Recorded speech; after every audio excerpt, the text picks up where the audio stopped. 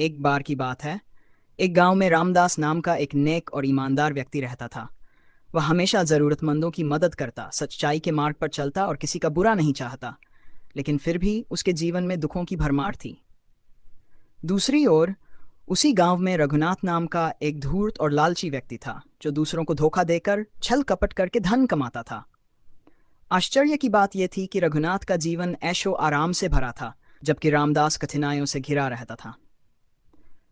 रामदास के मन में यह सवाल बार बार उठता, मैं सारा जीवन अच्छे कर्म करता हूँ, फिर भी मुझे दुख क्यों मिलता है?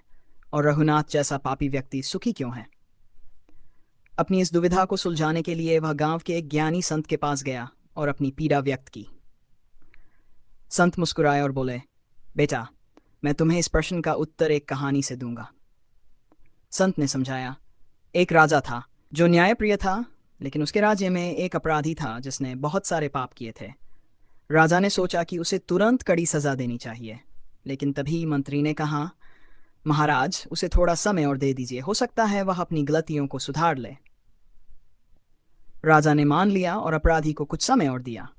दूसरी ओर एक सैनिक था जिसने हमेशा ईमानदारी से राजधर्म निभाया। एक दिन युद्ध में वह घायल हो गया और उसकी मृत्यु हो गई।